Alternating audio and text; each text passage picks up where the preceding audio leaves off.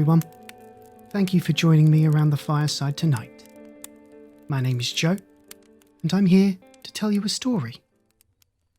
A short story of a day in the turbulent life of an armed forces spouse and her pet cat. A story about moving from place to place and the adjustments we need to make as we go. A story about new homes but old companions. A story about finding home again. Proudly presenting A Place to Rest Your Paws, written by returning author Tammy B. Tsonis. For more information on the author and her new book, please visit her website tammybtsonis-author.com or follow her on Facebook. I really do hope you enjoy this lovely and relaxed short story. If you'd like to hear more of this kind of tale, please let me know by leaving a comment, like or review, or subscribing to whatever platform you're listening on. We are also crowdfunding the continued existence and expansion of the show. Should you wish to get involved, please check out gofundme.com/talesbythefireside. Everything you do and every interaction you make really does mean the world to me. Now please, get comfortable, let go of the daylight, and join me for our story. A Place to Rest Your Paws by Tammy B. Tsonis. She sits motionless on the narrow windowsill.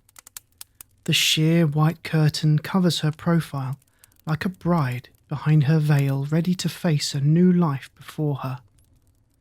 Her ears begin to twitch at the sound of a bird's chirp in the distance. It was a sound she had heard many times before, every time we moved to a new city. It could have been the faint sound of the ocean's waves a mile away that had perked her fancy this time. Just when I thought I had figured out her intentions, she begins to lift her perfect triangle nose in the air to smell something pleasant and inviting. The scent of a gladiola, perhaps, as it sways in the air in the crisp ocean breeze. I could only guess as Shayna stares out the open window. She now tilts her head, her large circle eyes fixated on a small grasshopper that just paid us a visit on the other side of the screen.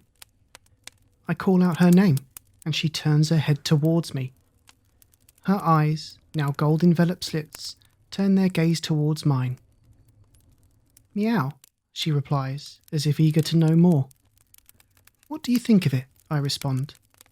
I knew it was difficult for any territorial feline to leave the comfort and familiarity of her home every 2 years, but it was the lifestyle of a military spouse and a military cat, no doubt. I pat her velvety head with my fingertips as she sprints away in search of new adventures.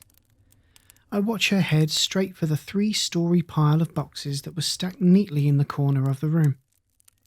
Shayna now makes her home on its peak, watching the world below her. She seems more at ease than she did only 3 days ago. It's a far cry from the 5-year-old scaredy cat that first started the journey of a nomad almost 10 years ago. Each year, I've seen her embrace her new home quicker every time we've made the change. She's not only grown in age, but in worldly experience. I tackle the rest of the giant stacks of boxes, ready to open up memories that were forgotten and packed away a few moves ago, only now ready to experience their second life. I unwrap the crackling brown sheets, hopeful that all of my favourite pieces are still intact through the heavy jostling of the boxes in the truck. I carefully place each mysterious piece on the floor, lined up in an assembly line in front of me. Shayna takes one look at the crinkly paper and decides to escape her retreat high above the ground. She dashes down gracefully and heads straight for them. She moves her nose towards each piece, sniffing the outside layer, her nostrils moving in and out with each sniff. It's something familiar, her twitching whiskers signal.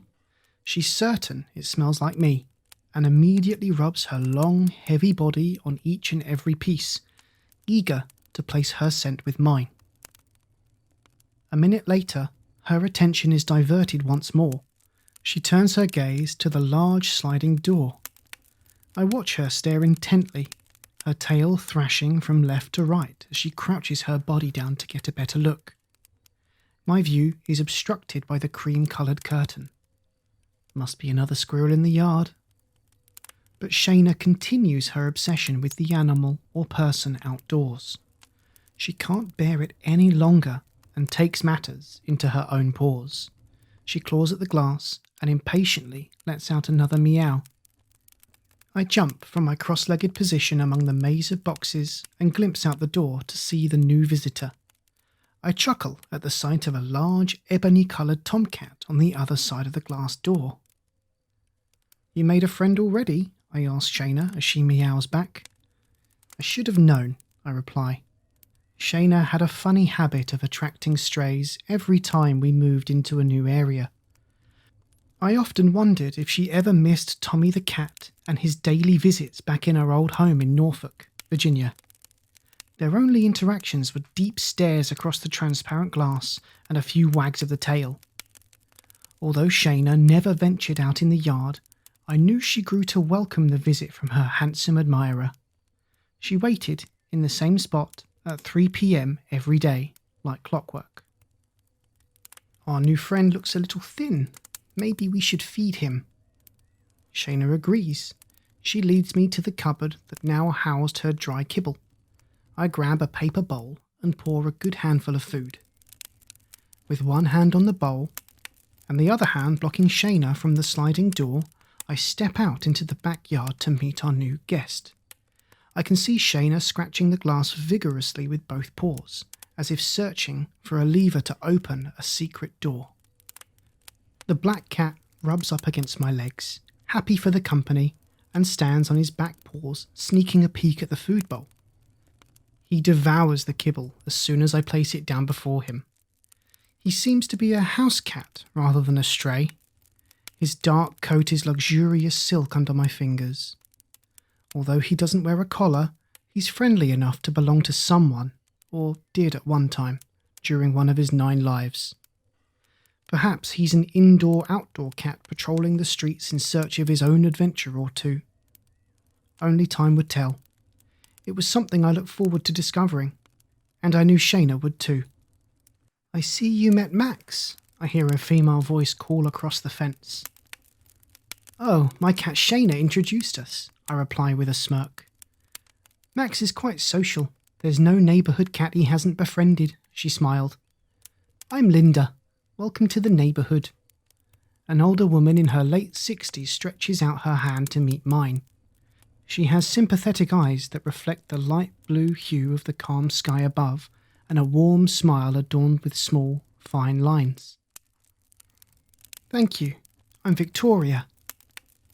I chat with our new neighbour and learn that she's a retired Navy nurse who was lucky to spend most of her career here in the area. She tells me about the must-see places in the area, the secret beaches, the best place for lobster rolls, and the coolest museums in town.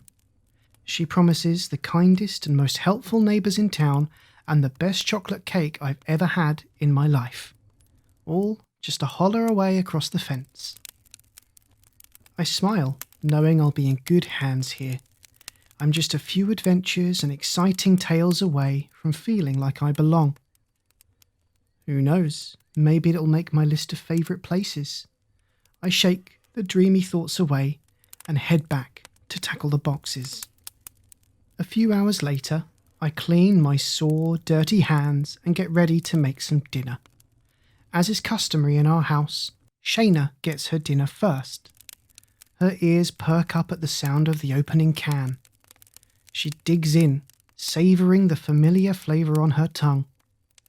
Meanwhile, I sift through the pots and pans stored in the kitchen drawers, not remembering their spot in a new kitchen that's half the size of our last. Once I have all my ingredients and supplies in place, I start making my grandmother's famous minestrone soup. It was one of my favourite recipes. Each comforting spoonful always reminded me of home. When dinner and clean-up is done, we settled into the worn folds of our slate blue couch. I turn on the TV and fumble through the new local channels until we find our favourite show, House Hunters International. I sit back, daydreaming of our new adventure down the road while watching a young couple deciding between 3 apartments in Barcelona. "How does Spain sound?" I ask Shayna. She looks up to meet my gaze, closes her eyes, and settles her head right back down on her paws, enjoying the warmth of my lap, as if to say, "Not yet, let's take it one nap at a time." I pet her head in agreement. As twilight turns to dark, I turn off the TV. I head into our bedroom, knowing Shayna would be tagging along close behind me. It's her favourite time of day. Bedtime. I put my pyjamas on and creep under the warm covers. Shayna jumps on the bed right after me and snuggles under my arm, as she's always done every night since we became a family. "It'll feel like home soon, don't you worry," I tell her, knowing it will. A new city and life isn't always easy, but we'll embrace it fully. It'll always be a great adventure as long as we know we can rest our heads and paws for the night. Together. The end. Good night.